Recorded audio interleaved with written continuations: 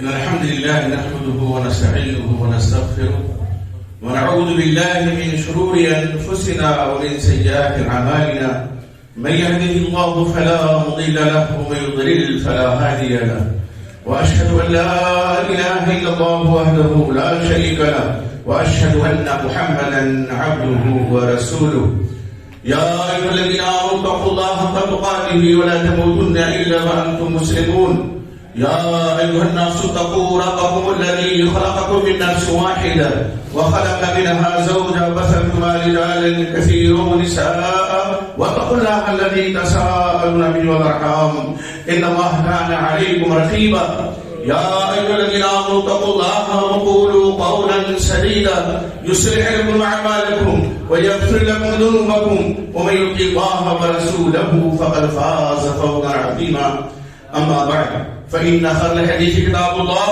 وخير الهدي هدي محمد صلى الله عليه وسلم وشر الأمور محدثاتها وكل محدثة بدعة وكل بدعة ضلالة وكل ضلالة في النار. أعوذ بالله السميع العليم من الشيطان الرجيم. بسم الله الرحمن الرحيم. وما آتاكم الرسول فخذوه وما نهاكم عنه فانتهوا. اللہ رب العزت کی تعریف و توصیف اور امام الانبیاء سید الاولین والآخرین امام اعظم محمد رسول اللہ صلی اللہ علیہ وسلم پر بشمار درود و سلام کے بعد اس جلسے اصلاح معاشرہ کے صدر باوقار محترم ناظم اجلاس اور ہم سب کے دل کی دھڑکن اور اس جامع مسجد کے امام و خطیب محترم برادر گرامی قدر فضیلت الشیخ جناب مولانا عبدالعلیم مدنی صاحب حفظ اللہ تعالی، محترم حاضرین، خواتین اسلام، یہ میرے لیے سعادت کی بات ہے کہ ایک عرصے کے بعد اللہ تعالیٰ نے آپ کی شہر میں حاضری کی توفیق بخشی. اللہ رب العزت کا شکر بے پایا ہے کہ اس نے ہم سب کو صحت و عافیت کے ساتھ رکھ کر کے آج یہاں اکٹھا ہونے کی توفیق عطا فرمائی.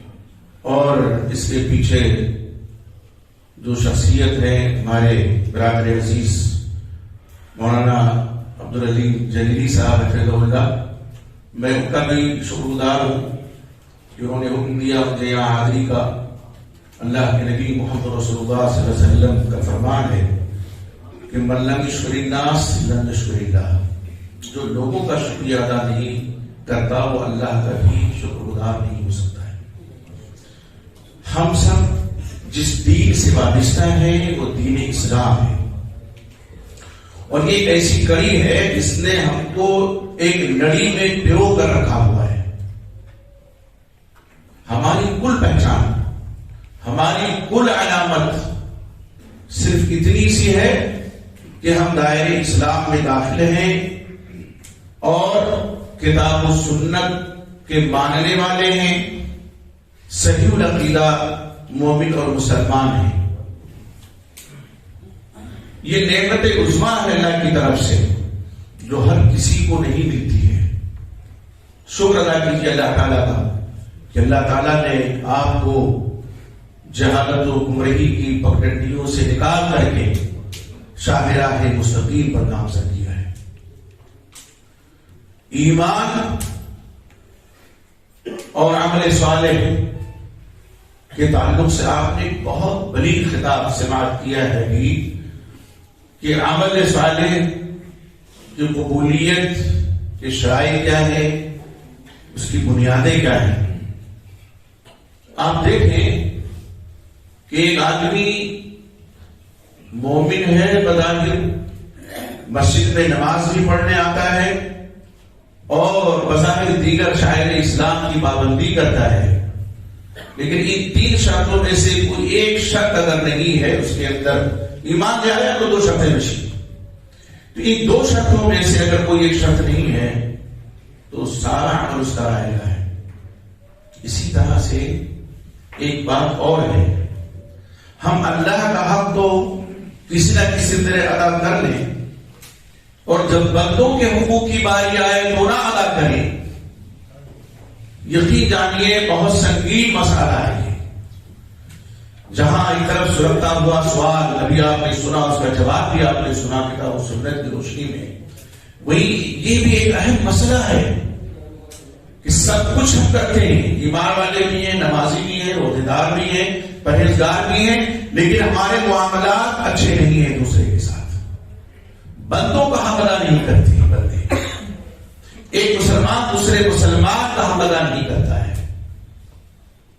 اللہ کے نبی محمد رسول اللہ صلی اللہ علیہ وسلم کی تعلیمات کو فراموش کر بیٹھا ہے، صرف چند عبادتوں تک اسے محصور کر دیا ہے۔ بے شک عبادتیں دین میں داخل ہیں، لیکن یقین جانیے صرف بظاہر جو عبادت ہوتی ہے اسی کو عبادت سمجھ بیٹھنا، اور جو نیکیاں ہیں اور جو اعمال صالحہ ہیں ان کو عبادت سے خارج کر دینا، یہ بھی بہت بڑی بھول ہے۔ ایک صاحب رسول نے اللہ کے نبی محمد رسول اللہ صلی اللہ علیہ وسلم سے سوال کیا، جو کچھ ہم اپنے بیوی بچوں کے لیے کماتے ہیں کیا اس پر بھی اجر ہے؟ آپ صلی اللہ علیہ وسلم نے فرمایا ما تجعل فی امرأتک فہو صدقہ، جو لقمہ تم اپنی بیوی کے منہ میں ڈالتے ہو وہ بھی صدقہ ہے۔ ہم حلال کمائی اگر کرتے ہیں، حلال ذرائع اگر اپناتے ہیں تو اللہ تعالیٰ میں اجر دیتے ہیں، اس لیے کہ ہم اللہ اس کے رسول صلی اللہ علیہ وسلم کی فرمانبرداری نہیں کر رہے۔ تو عبادت کا مفہوم بڑا وسیع اور بڑا مشاہدہ ہے۔ بے شک روزہ، نماز، حج، زکات کی عبادت ہے، لیکن انہی میں قید کر دینا عبادت کو، یہ سطحی تصور عبادت کے تعلق سے۔ اس لیے ذہن کو مشاہدہ کیجیے اور یہ سمجھیے کہ اگر ہمارا تعلق اللہ سے بہتر ہے لیکن ہمارے اپنے بھائی سے بہتر نہیں ہے تو کل قیامت کے دن اس کے بارے میں سوال ہوگا۔ یہ نماز، یہ روزہ، یہ زکات، یہ صدقہ، یہ خیرات، یہ ساری نیکیاں لے کر کے ہم دعوت کو دے دی جائیں گے۔ صحیح مسلم کی روایت یاد کیجیے، اللہ کے نبی محمد رسول اللہ صلی اللہ علیہ وسلم کا بڑا پیار اسلوب ہوتا تھا، دل و دماغ میں بات کو پیوست کرنے کے لیے۔ ایک موقع پہ آپ صلی اللہ علیہ وسلم نے صحابہ کرام سے سوال کیا، من مفلس، مفلس کون ہے؟ ہم آپ ہوتے تو شاید وہی جواب دیتے جو صحابہ کرام رضی اللہ عنہم اجمعین نے دیا۔ فرمایا المفلس فینا من لا درہم ولا متاع، ہمارے درمیان مفلس وہ ہے جس کے پاس درہم و دینار نہیں، ساز و سامان نہیں، روپیہ پیسہ نہیں، وہ مفلس ہے۔ آپ نے فرمایا نہیں، اب توجہ مل گئی سکی۔ آپ نے کہا میں جس مفلس کے بارے میں سوال کر رہا ہوں وہ مفلس نہیں جو تم جواب دے رہے ہو۔ پھر آپ نے فرمایا المفلس من امتی من یاتی یوم القیامت بالصلاۃ والصیام والزکاۃ یاتی وقد شتم ھذا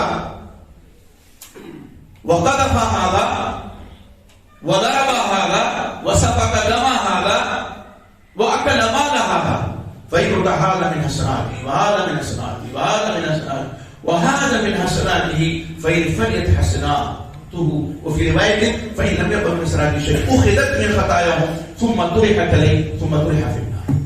آپ صلی اللہ علیہ وسلم نے فرمایا حقیقی مفلس میری امت کا وہ شخص ہے جو قیامت کے دن نماز کا ثواب لے کر کے آئے گا، یاتی یوم القیامت بالصلاۃ، روزے لے کر کے آئے گا، روزوں کی نیکیاں اس کے پاس ہوگی، زکات کی نیکیاں لے کر کے آئے گا، یعنی نیکیوں کا انبار ہوگا، لیکن اس کے ساتھ ساتھ اس نے کسی کو گالی دی ہوگی، کسی پر بہتان ترازی کی ہوگی، الزام لگایا ہوگا، کسی کو مارا ہوگا، کسی کا ناخون بہایا ہوگا، کسی کا مال کھا لیا ہوگا۔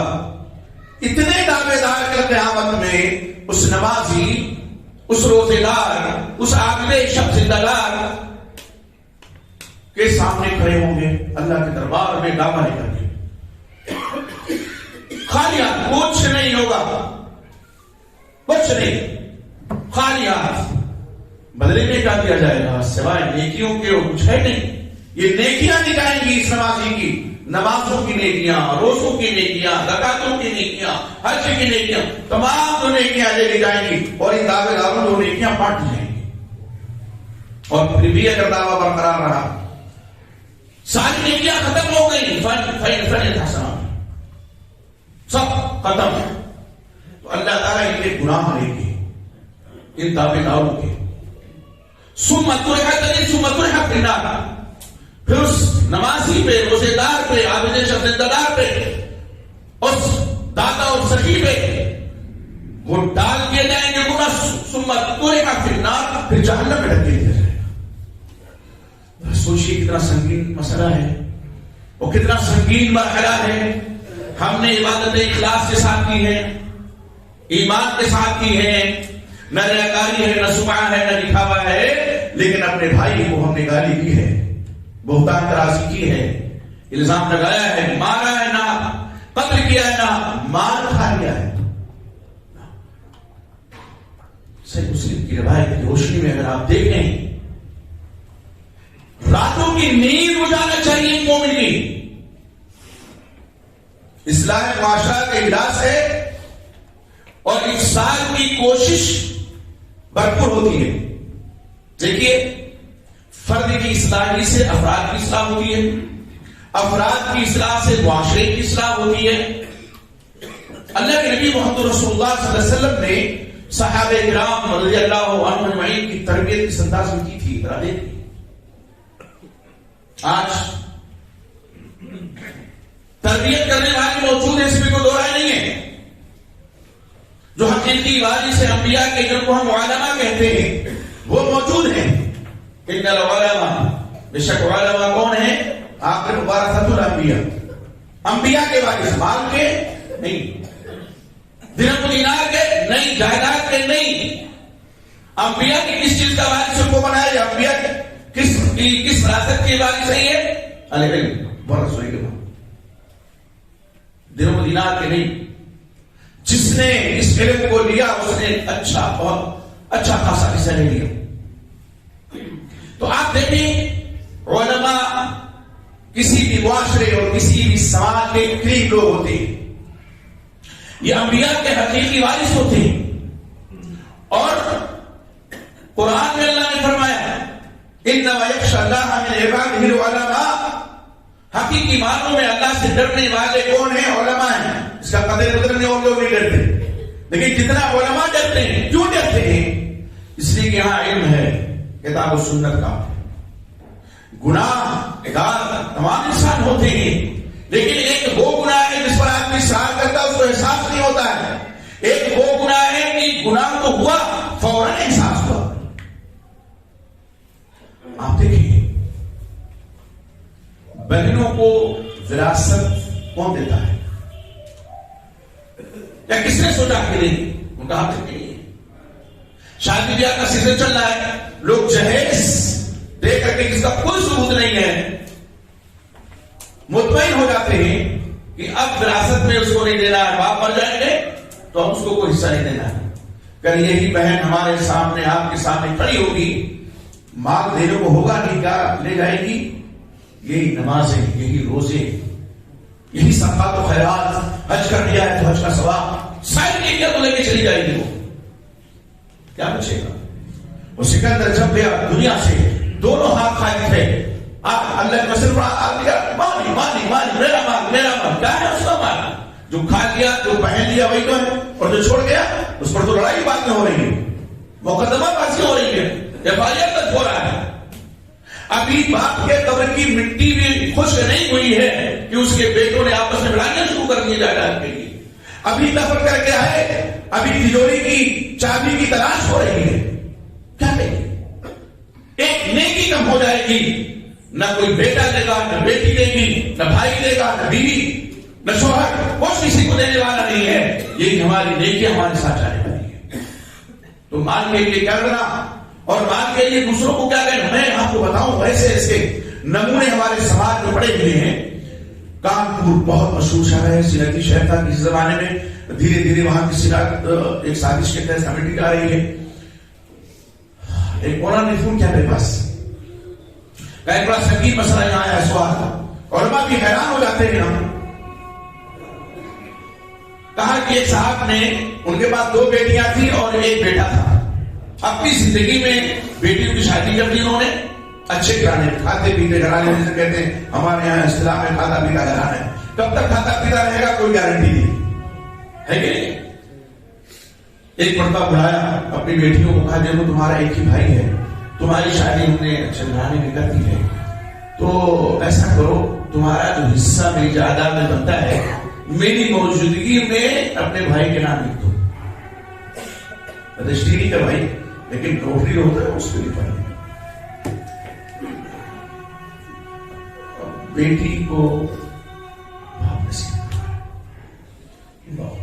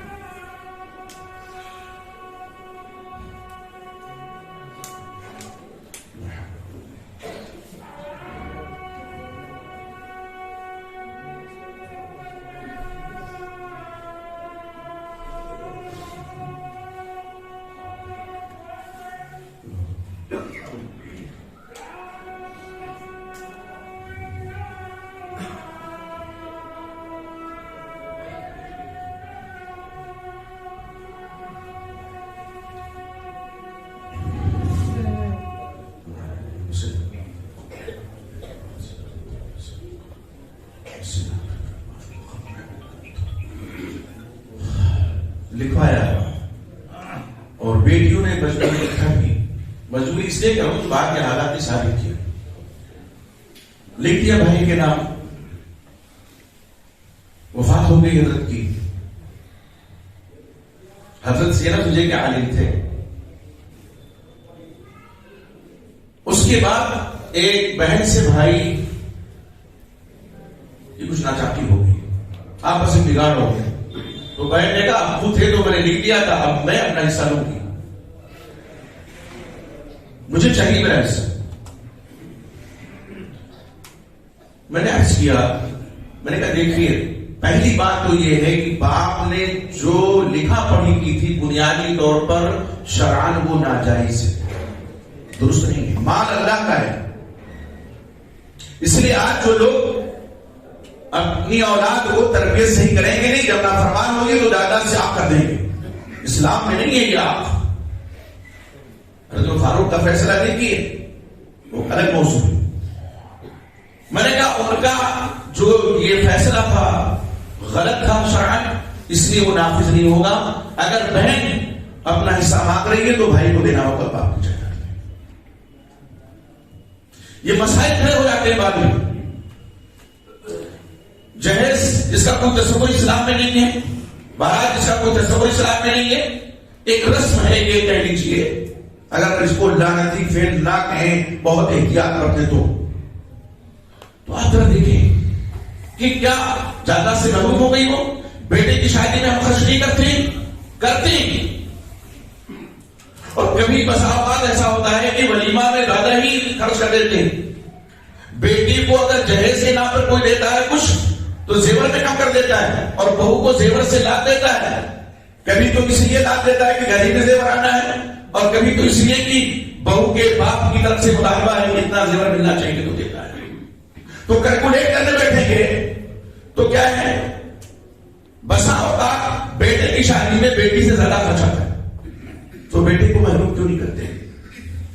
بیٹیاں محروم, بہنیں محروم کیوں کی جاتی ہیں؟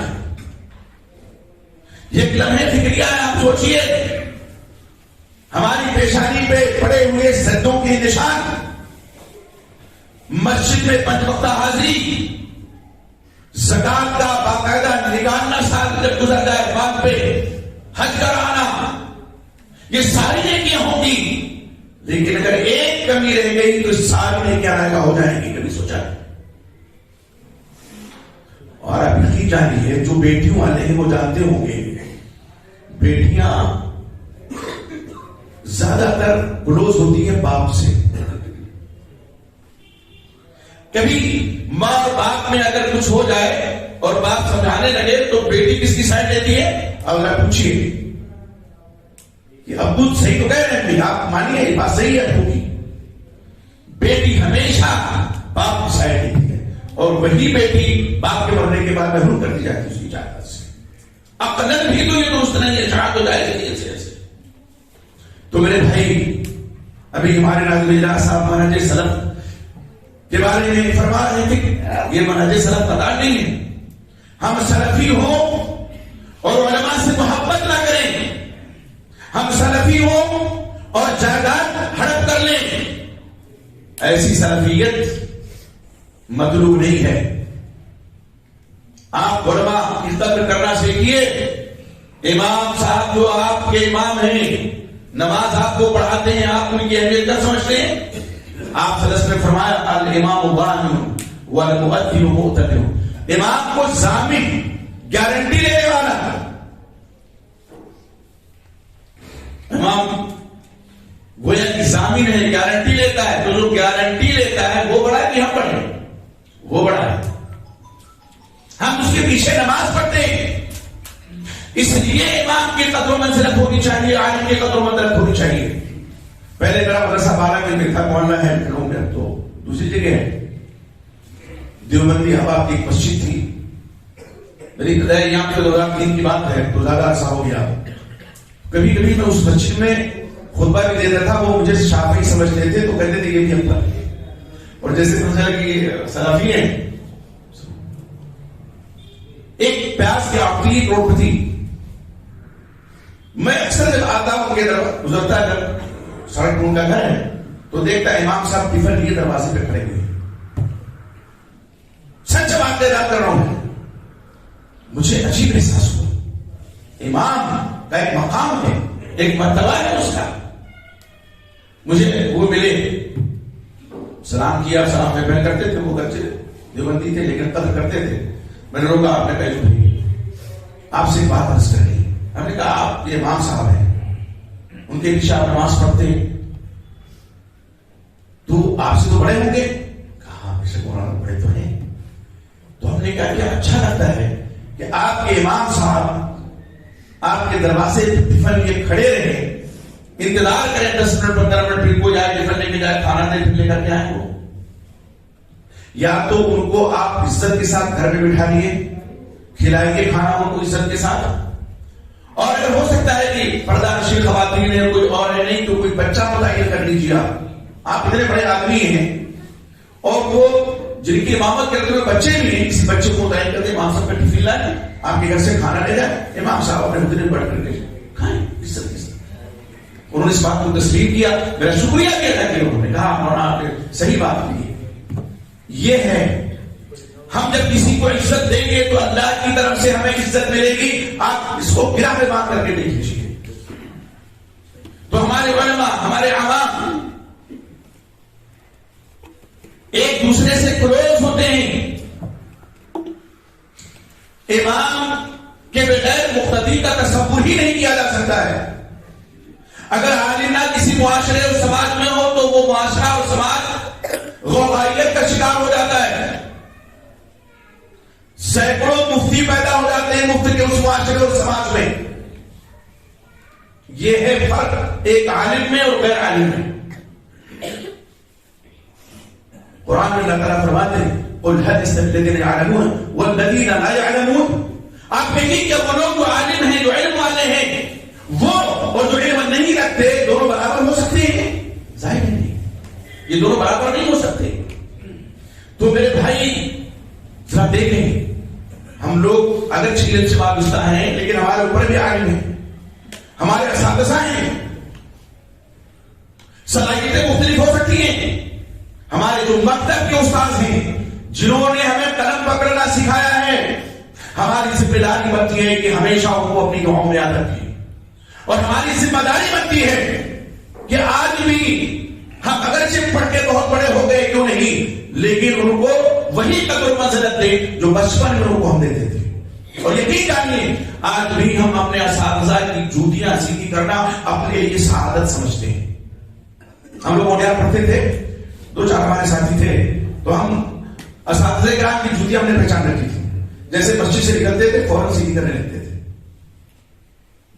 آپ یقین جانیے کہ مدرسہ ہمارے پاس بھی ہے، ہم نے کبھی بچوں سے نہیں کہا کہ جی جوتی سیدھی کرو، لیکن آج ہم دیکھتے کہ جو اساتذہ ہیں، جو ہمارے حافظ جی ہیں، پڑھاتے ہیں، جو استاد ہیں، تو ہمیں کبھی نہیں پتا چلتا کس بچے نے ایک مرتبہ دیکھا میں دل سے دعائیں کرتی، یقین مانیے۔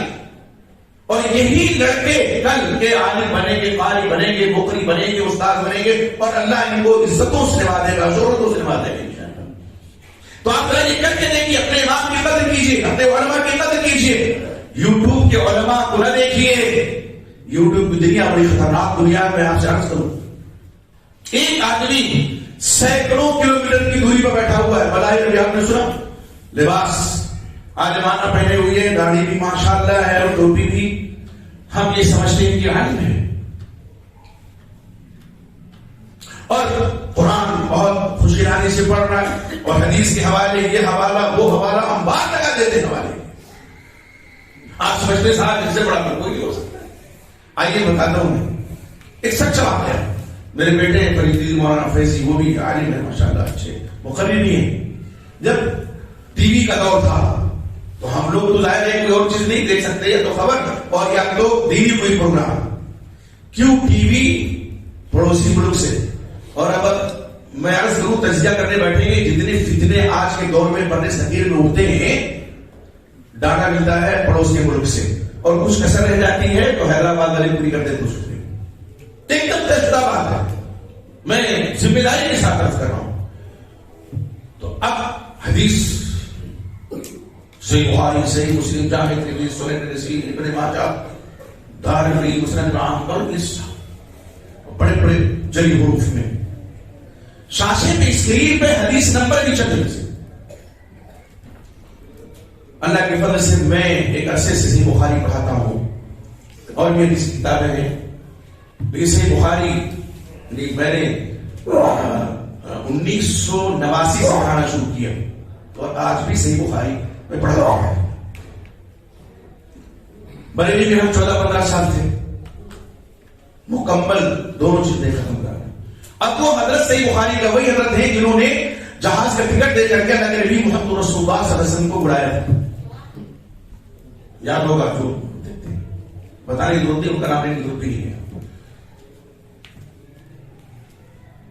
صحیح بخاری کا حوالہ دے رہے ہیں، صحیح بخاری تو حدیث ہے نہیں۔ میں نے فرید سے کہا، میں نے کہا دیکھو ہے نہیں ہے، جب ہوگی حدیث سمجھ ملے گی۔ اچھا کس کو توفیق ہے کہ وہ اسکرین پہ جو نمبر چل رہا ہے جا کر کے باقاعدہ ملائے ٹیلی کرے کہ حدیث ہے بھی کہ نہیں ہے؟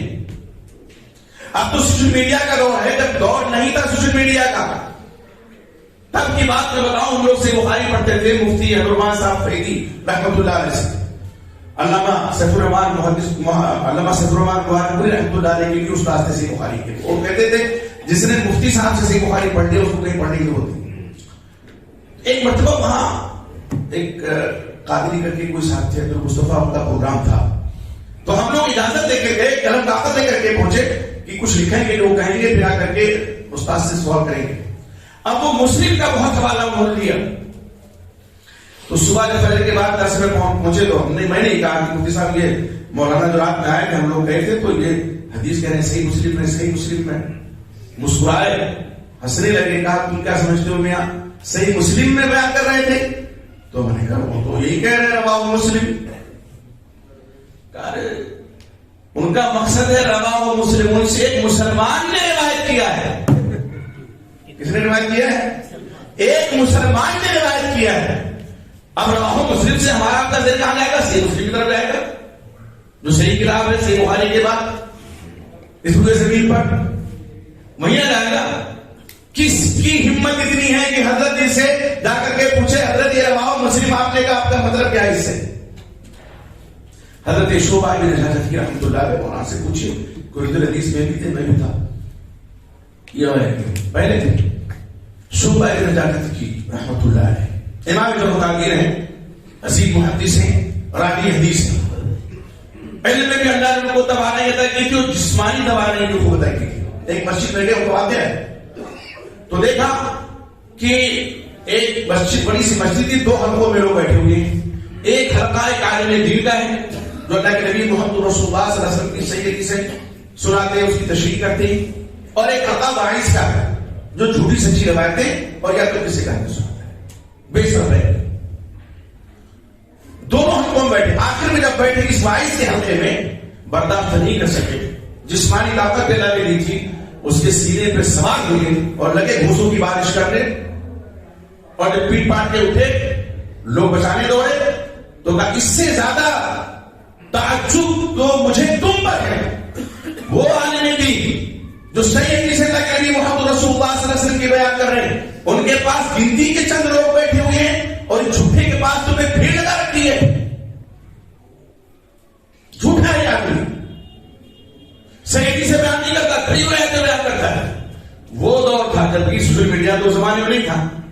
اب چونکہ کوئی بھی چیز اگر اٹھتی ہے تو اس کو اوپر کر جاتے ہیں, فتنوں کو بھی پر رکھتے ہیں.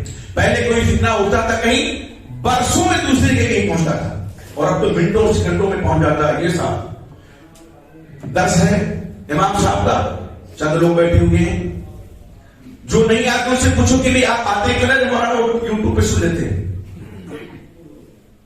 یوٹیوب پہ تو آپ انہیں کو سنیں گے نا کہ جن کا خطاب آپ کے کانوں کو بھلا لگے, ان کو کہاں سنیں گے. جو اللہ کے عذاب سے ڈرائیں ان کو کہاں سنیں گے, جو بندوں کے حقوق یاد دلائیں.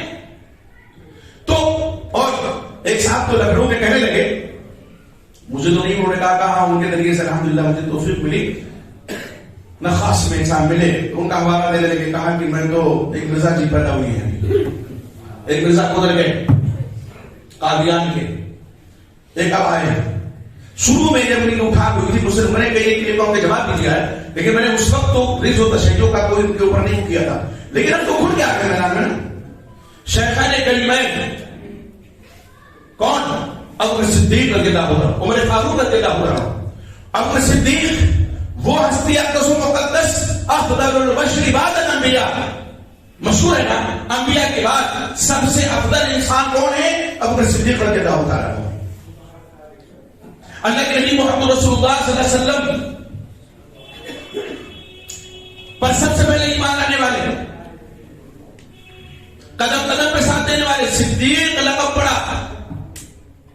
مکہ پورا ملک اعتبار معراج کے واقعے کو بیان آپ نے کیا تو تصدیق کی کس نے, ابو صدیق. جب یہ پوچھا گیا کہ وہ یہ کہتا ہے کہ راتوں رات بیت المقدس سے آیا ہے, مانو کہ کئی ماننے والی بات ہی نہیں, کئی کہاں ماننے والی بات. تنزل کہا گیا, لیکن جن کو تم نبی و رسول مانتے ہو وہ تو دعویٰ کرتے ہیں. کہا میرے نبی نے کہا من نہ بس, ہم تو 7ویں آسمان کے اوپر کی خبر دیتے ہیں, مان لیتے ہیں, یہ تو زمین ہی میں ہے. صدیق اکبر اور عمر فاروق, آپ نے فرمایا میرے بعد اگر کوئی نبی ہوتا تو وہ عمر ہوتے. آپ صلی اللہ علیہ وسلم کی پیشانی میں کسی گستاخ رسول کی گستاخی سے سلوٹیں بعد میں پڑتی تھی, عمر فاروق کی تلوار نام سے پہلے بات آ جاتی کہ اللہ کے رسول اس منافقی گھر میں ہوا تھا. وہ ذوالخیسرہ جس کو کہتے ہیں نا, آج ذوالخیسرہ کے فالوور بہت ہیں, اس کے ماننے والے بہت ہیں, تاریخ لمبی ہے, وہ صرف نہیں جانا چاہتا. لوگ کہتے ہیں کہ خارجی پیدا ہوئے حضرت علی رضی اللہ عنہ کے خلاف خروج کر کے, نہیں, بیچ تو دور رسالت ہی میں پڑ گیا تھا. کوپلیں پھوٹی, عثمان غنی رضی اللہ عنہ کے اہل مسعود میں درخت بھی تیار ہوا. ہاں وہ نشو نما اس کو ملی حضرت علی رضی اللہ عنہ, ابھی حضرت علی کے ساتھ تھے, اور واقع تحقیق کے موقع پہ حضرت علی سے الگ ہو گئے, حرورہ میں جا کر کے حروری کہلائے, نہروان میں ان کا قتل ہوا. علی مرتضیٰ نے رضی اللہ عنہ نے, آج بھی کچھ حروری ذہنیت کے لوگ پائے جاتے ہیں, بات بات میں کفر کے فتوے, بات بات میں ابتداء کے, یہ منہج سلف یقین ماننے کی قطع نہیں ہے. آپ کفر کا فتویٰ کیسے کسی پر لگا سکتے ہیں, ارتداد کا فتویٰ کیسے لگا سکتے ہیں, آپ کو اتھارٹی دی گئی ہے کیا, آپ کو گارنٹی بھی نہیں ہوئی کہ اللہ کی طرف سے کہ آپ کے مزاج کے جو خلاف ہو اس پر آپ کو روکا فتوا لگا دے؟ نہیں. بہت تعنی کی ضرورت ہے, بہت سوچنے سمجھنے کی ضرورت ہے, ایسے نہیں. تو میں حس کر رہا تھا کہ دیکھیں صحابہ کرام رضی اللہ تعالی عنہم یہ تو سلف ہیں, اور انہی کی جانب نسبت کرتے ہوئے ہم اپنے آپ کو سلفی کہتے ہیں. اور صحابہ کے حقیقی وارث کون ہیں؟ علماء کرام ہیں. علماء کرام حضرت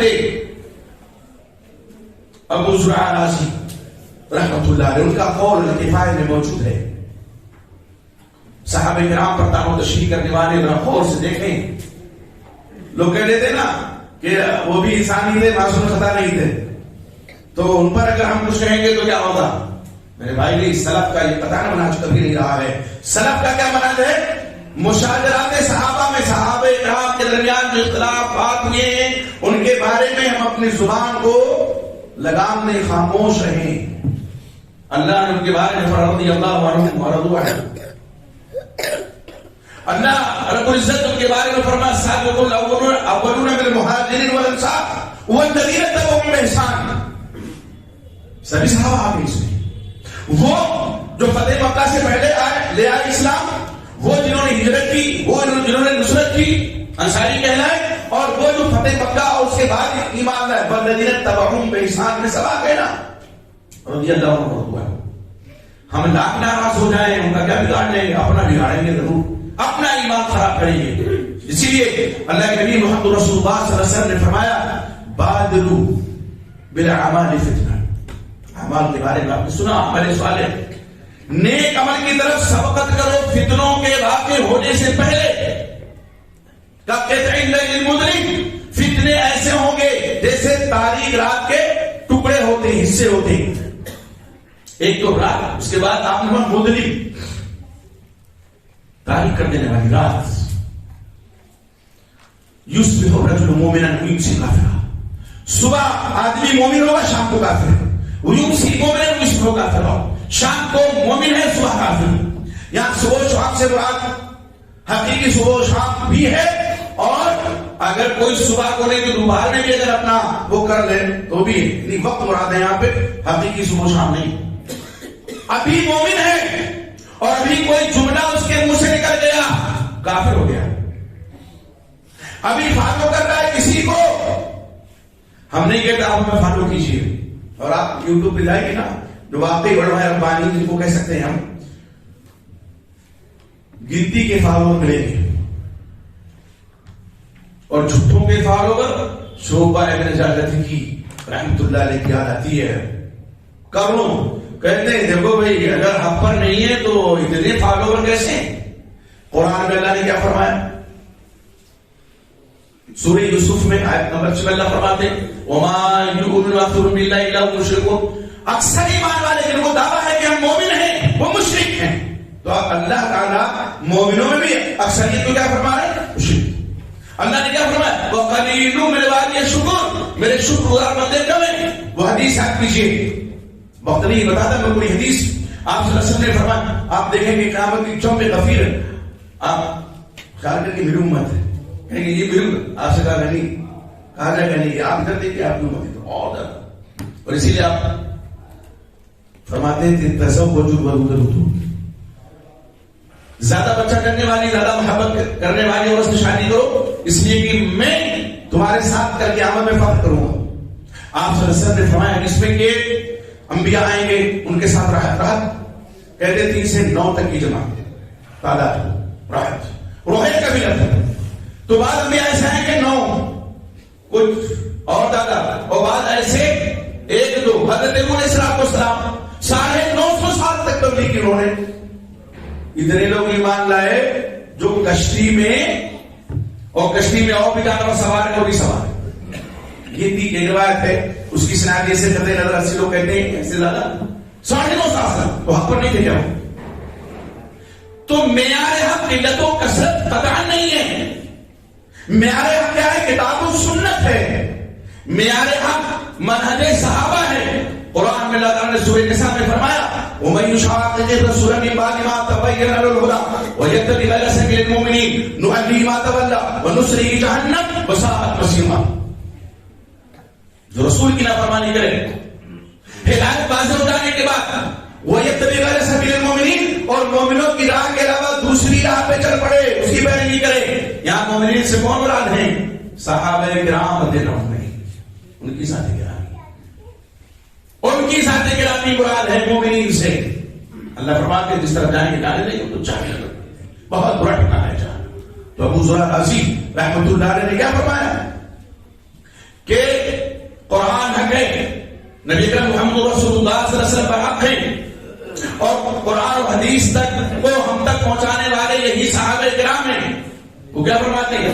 اذا رأيت الرجل ينتقص احدا من اصحاب رسول اللہ صلی اللہ علیہ وسلم، اگر تم کسی کو دیکھو کہ اللہ کے صلی اللہ علیہ وسلم کے اصحاب میں سے صحابہ کرام رضی اللہ عنہم میں سے کسی کی کیا کر رہا ہے؟ تنقیص کر رہا ہے، ان کے مرتبے کو گھٹا رہا ہے. تنقیص کا مفہوم اس طرح سمجھ گیا، گستاخی تو بڑی دور کی بات ہے.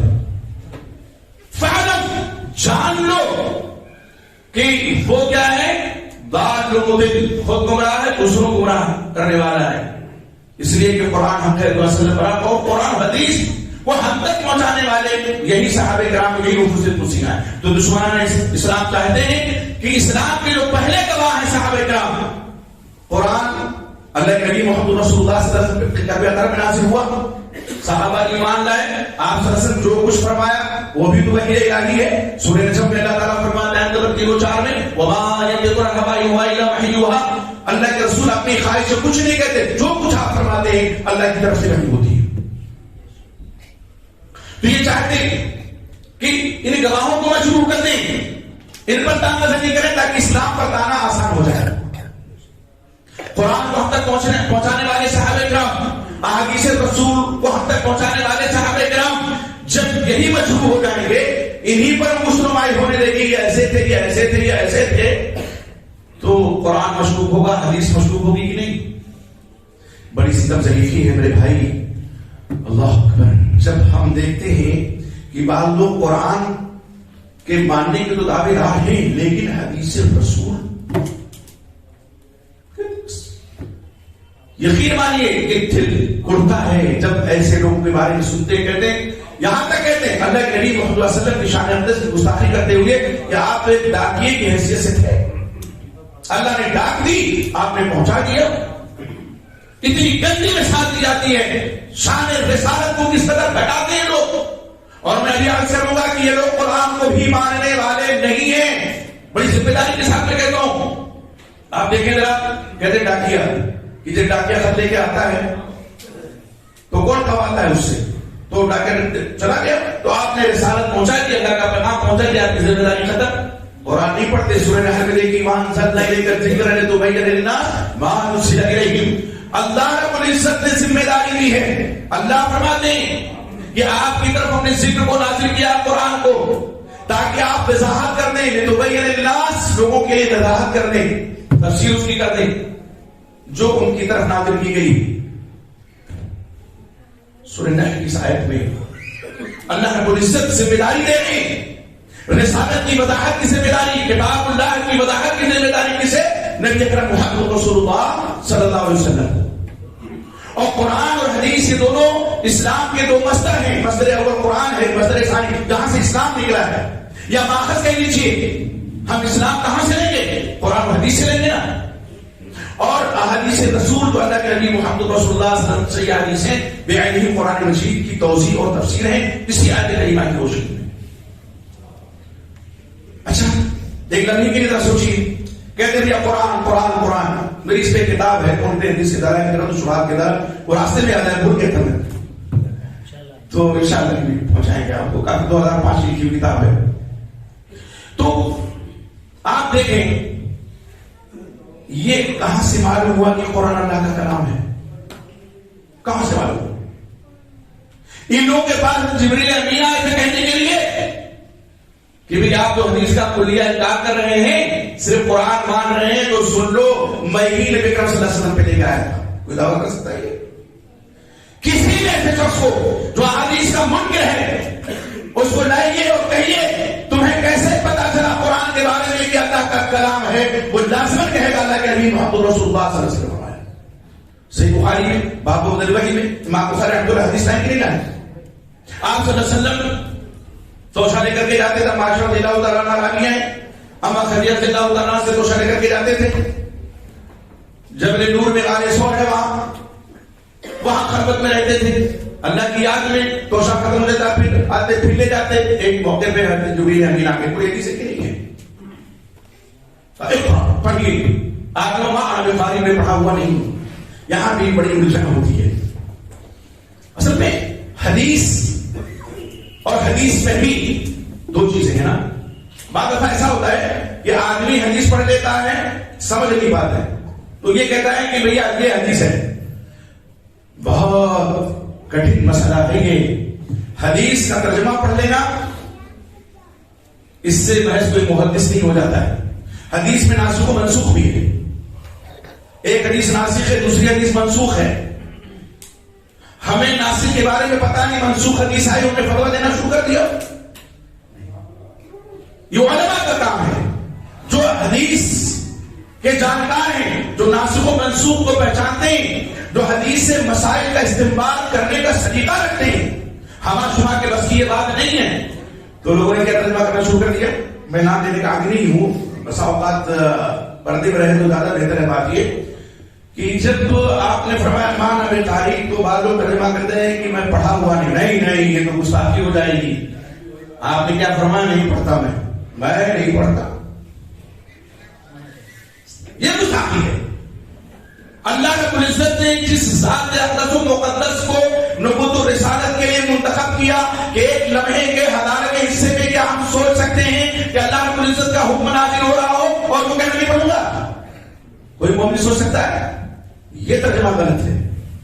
آپ واقعی آپ نے حدیث پڑھا نحن امۃ الامیہ, ہم ان پڑھ ہونے کا قطعا مطلب یہ نہیں, یہ غلط نہیں, دور کرنے کی جاہل ہونا ہے.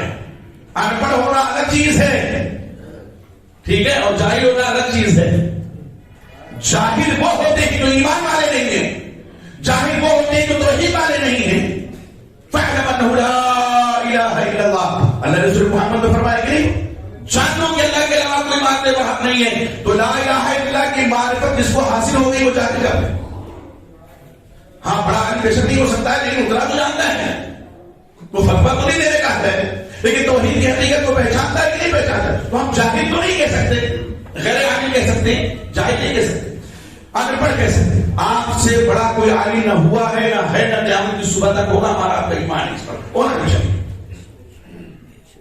3 دفعہ کہا جو وہ چاہتے یہ ساری کیفیت اللہ علیہ وسلم نے خدیجہ سے بیان کر کے بیان کیا نا. تو یہ کیا ہے؟ حدیث نہیں تو کیا ہے؟ یہ حدیث ہی تو ہے. میں نے بولتا کہ ایک مرتبہ کئی سال ہو گئے جلسہ تھا, تو 1 گھنٹہ میں نے خطاب کیا اور اس کے بعد 1 گھنٹہ سوال جواب. بعد مفتیان کرام نے باقاعدہ فوٹو کاپی کرا کر کے سوالات بھیجے تھے میرے پاس.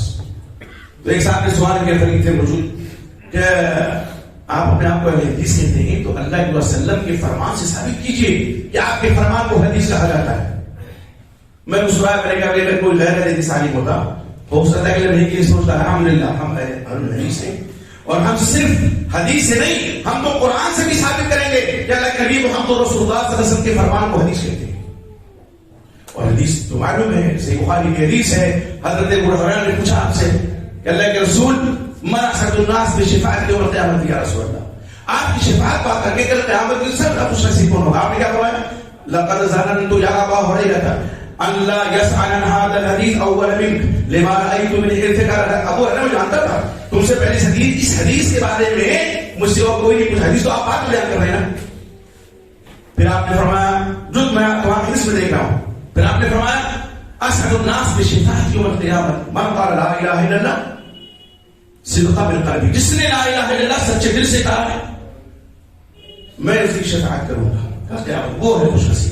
ایک حدیث اور ہے نت اللہ ابراہیم سمع منا حدیثا, اس شخص کے چہرے کو اللہ تعالیٰ نے جس نے مجھ سے کوئی حدیث سنی. ایک دو حدیث بیان کی میں نے کہا دیکھیے قرآن سے سورہ تحریم میں اللہ نے فرمایا وہی رسول الرجل بعض ازواجہ حدیثا, جب نبی صلی اللہ علیہ وسلم نے اپنی بیویوں سے بعض بیویوں سے چپکے بات کی. اثر نبی چپکے حدیث کا لفظ ہے کہ نہیں ہے؟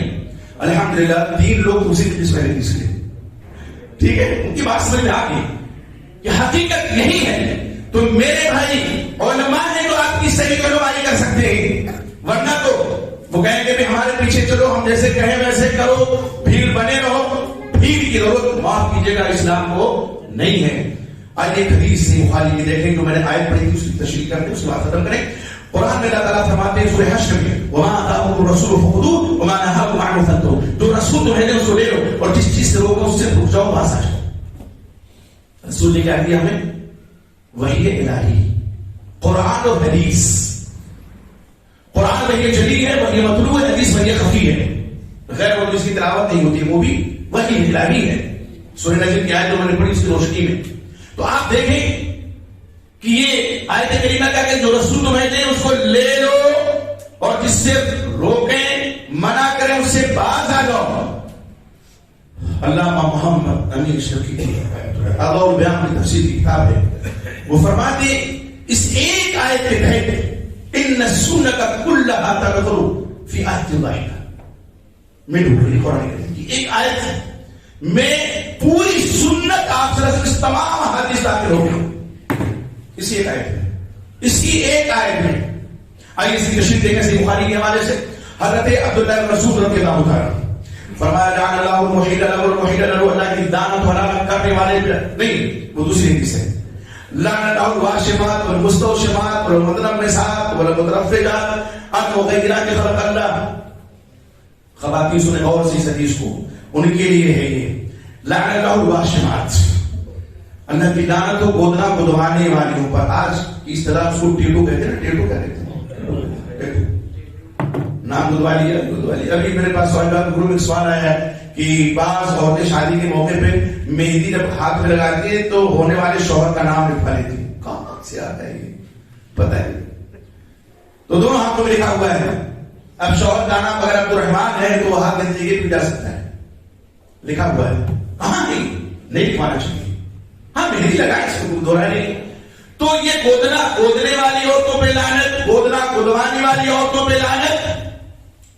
والمتنمسات، بال کو کھیڑنے والی عورتوں پہ لعنت. چہرے کے بعد آ جاتے ہیں اب بھوں کے بعد باری کرنے کے لیے لعنت بھیجی. بنی سعد کی خاتون یعقوب رضی اللہ تعالیٰ عنہ کو جب یہ خبر پہنچی وہ آئی حضرت عبداللہ بن مسعود کے پاس. یہ ہے دراصل صحابہ کرام کا فہم. کہا کہ آپ کیوں لعنت بھیج رہے ہیں ایسی عورتوں پر؟ لعنت کئی ہو گئی تو انہوں نے کیوں نہ بھیجوں ایسی عورتوں پہ جن پر اللہ نے اپنے قرآن میں لعنت بھیجی، رسول اللہ صلی اللہ علیہ وسلم نے اپنے فرمان میں لعنت بھیجی ہے. خاتون قرآن پڑھی ہوئی تھی. آج تو بہت سے لوگ قرآن کا ترجمہ پڑھ کر کے مفتی بن جاتے ہیں، حدیث کا ترجمہ پڑھ کے مفتی بن جاتے ہیں. وہ قرآن پڑھی ہوئی تھی باقاعدہ اور ابھی تو آتی. انہوں نے کہا میں نے تو بین اللوحین قرآن پورا پڑھ لیا ہے. یہ تو کہیں نہیں ہے کہ گودنا گدوانے والی، گودنے والی اور بال اکھیڑنے والی اور فراق دانتوں کے درمیان خراب کرنے والی. پہلے عورتیں کیا کرتی تھی؟ 2 دانتوں کی جو سامنے کے دانت ہیں اس میں گھس کر کے شگاف کر لیتی تھی خوبصورتی کے لیے. المغیرہ کے خلق اللہ کا حال، اللہ کی تخلیق کو بدلنے والی. تو کہا تو قرآن میں تو نہیں ہے. فرمایا ما قرأتی قولہ تبارک و تم نے اللہ رب العزت کا یہ قول نہیں پڑھا وما آتاکم الرسول فخذوہ وما نہاکم عنہ فانتہوا، جو رسول تمہیں دے اسے لے لو اور جس چیز سے روکو اسے. یہ تو پڑھا ہے. تو اللہ کی بات فرمایا، اللہ کے رسول صلی اللہ علیہ وسلم نے منع فرمایا ان تمام چیزوں سے. تو مصطفیٰ ہرگز نہ گفتے تاں گفتے کردگار، کہا نہیں جبرائیل شم نہ گفتے تاں گفتے کردگار نہیں. مصطفیٰ ہرگز نہ گفتے تاں گفتے جبرائیل شم نہ گفتے تاں گفتے کردگار. فرض خیر کہتا ہے کہ اللہ کے وسلم اس وقت تک کچھ نہیں کہتے جبریل امین وہی نہیں کرتے ناز، اور جبریل امین علیہ السلام اس وقت نہیں اللہ رب العزت فرما رہے. اس سلسلہ وحی کا دور رسالت میں آپ سے سب خاطر لاکھ پہ. اور وحی کی کئی شکلیں ہیں. ایک خواب ہے، ایک قلب بھی ہے. نبی کو خواب بھی وحی لاگے، دل میں اللہ نے بات ڈالتی وہ بھی وحی ہے. حدیث سے ہم کیسے دریافت ہو سکتے ہیں؟ کوئی شخص اگر حدیث نہیں مانتا ہے مجھے دکھائے زور کی نماز 4 رکعت، عصر کی نماز 4 رکعت، مغرب کی نماز 3 رکعت قرآن میں، عشاء کی نماز 4 رکعت، فجر کی نماز 2 رکعت کہاں ہے قرآن میں؟ احکام کے تعلق سے زیادہ تر مسائل میں یہی ہے کہ اجمال ہے، تفصیل حدیث رسول میں ہے. تو بغیر حدیث کے، اور بہت ذمہ داری کے ساتھ میں کہتا ہوں کہ جو لوگ صرف قرآن کے ماننے کے دعوے دار ہیں اور حدیث کو نہیں مانتے ہیں، نظر ثانی کریں اپنے ایمان پہ، نظر ثانی کریں. بہت بڑی بات ہو جائے گی اگر ہم کفر کا فتویٰ لگا دیں گے تو علماء کانپتے ہیں کسی پر کفر کا فتویٰ لگانے سے. لیکن وہ سوچیں کہ شریعت ایک بستر ہے، نہیں مانتے ہیں اس کو. میں نے اپنی کتاب میں لکھا، ختم کرتا ہوں میں، کہاں بڑا اختلاف ہوتا ہے حدیث ماننے میں، صحیح حدیث ماننے میں کیا اختلاف ہے؟ وہاں اختلاف ہے. وہ رمضان گزرے، عبداللہ چکرائی بھی گزرے، پرویز بھی گزرے، یہ سارے جو حاضرین گزرے ہیں ممکن حدیث میں ان کے اوقات میں اختلاف ہو. کوئی 3 وقت کی نماز کا قائل ہے، کوئی 2 وقت کی نماز کا قائل ہے، کوئی 4 رکعت نماز کا قائل ہے، کوئی 2 رکعت نماز کا قائل ہے. اور اللہ اکبر نہیں کہتے، ان اللہ علی کبیر کہہ دیتے ہیں. یہ ساری چیزیں ہو گئے اور اختلافات بے شمار ہیں. تو میں عرض یہ کر رہا ہوں آخر میں کہ میرے بھائی قرآن حدیث سے جڑیے. منہج صحابہ یہی ہے، منہج سلف یہی ہے. علماء کی قدر کیجیے، علماء کی صحبت میں بیٹھیے. آج یوٹیوب کی دنیا سجانے والے سب سے پہلے علماء سے متفق کرتے ہیں امام کو. مرزا صدیق کیا کہتے ہیں؟ پہلے کی امام بہت اچھی ہے. اب نٹو ہو گئے، ہم امام میں ہیں، بڑی تعریف ہو رہی ہے. علماء بہت خراب ہے. تو وہ خاص والا میں بیان کر رہا تھا، انہوں نے کہا کہ بھائی علماء کے کان ایٹ رہا اس لیے میں اس کو سنتا ہوں. اگر آپ مرزا جی کو اس لیے سن رہے ہیں کہ علماء کے کان ایٹ رہا ہے وہ، تو میں نہیں سمجھتا کہ کہاں ہے وہ جسے توحید کہتے ہیں، اخلاص کہتے ہیں، جس پر آپ نے بھی بہترین اخلاص کہاں ہے.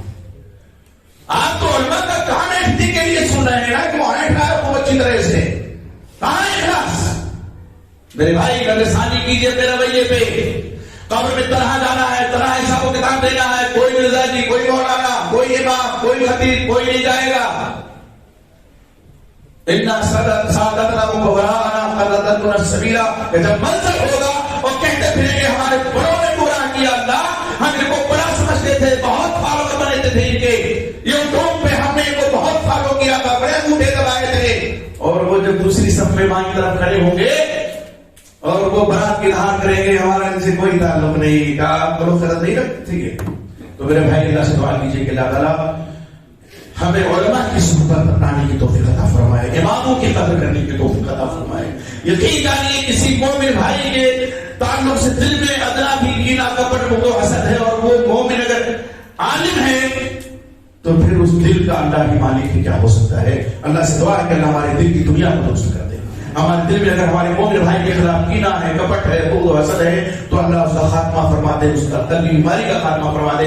اللہ ہماری آپ کی حاضریاں قبول فرمائے. یہ بس جو ہمارے امام صاحب نے سجائی ہے، یہاں کے ذمہ داروں نے، مقتدی صاحب نے، اور آپ ہمارے جو نوجوان بھائی ہیں بہت سے لوگوں کا نام نہیں جانتا ہوں سجائی ہے، اللہ تو ان کی کاوشوں کو قبول فرمائے. یہ بڑی بات ہے کہ لاک ڈاؤن کے دور سے ہم گزرے ہیں، پھر دہلیز سے دستک دینے والا اللہ نہ کرے تو مسجدوں کو آباد کیجیے. علماء سے جڑیے، علماء کی صحبت میں بیٹھیے. علماء کی صحبت میں بیٹھیں گے تو آپ کی مثال وہی ہوگی جو اللہ علیہ وسلم نے فرمایا کہ اگر وہ آپ نہیں اسے لے لیں گے تو کم سے کم علم کی خوشبو آپ تک پہنچے گی، علم کی خوشبو پہنچے گی. علماء ہمارے یہ اقدار ہیں، کتاب و سنت کا علم کے پاس ہے. اتر بیزیاں اللہ ان کی برقرار رکھے اور ہم اسے اللہ تعالیٰ توفیق دے گی کسب علم کرتے ہیں. اللہ تعالیٰ ہماری آپ کی حاضری قبول فرمائے. اللہ تعالیٰ جس طرح میں یہاں اکٹھا کیا اللہ توفیق عطا فرمائے کہ ہم اللہ کی رضا پر کے چاہتے ہیں. اپنے دل میں اگر کسی کے خلاف بھی بہت حسد ہے تو اللہ توفیق دے گی مسجد کا دروازہ پھیلانے سے پہلے ان کی آنکھ پر ختم ہو جائے. میرے بھائی آنکھ کب بند ہو جائے، سانس کب ٹوٹ جائے، یہ کسی کو نہیں پتا. اللہ سے دعا ہے کہ ہم دنیا سے جانے لگے، آپ تو دنیا سے جانے لگے، تو ہم سب کے لبوں پہ اشہد ان لا الہ الا اللہ واشہد ان محمدا عبدہ ورسولہ کلمہ جاری ہو. اللہ تعالیٰ جب تک دنیا زندہ رکھے، ایمان کے حالت زندہ رکھے اور ہمارا خاتمہ فرمائے تو ایمان. آمین.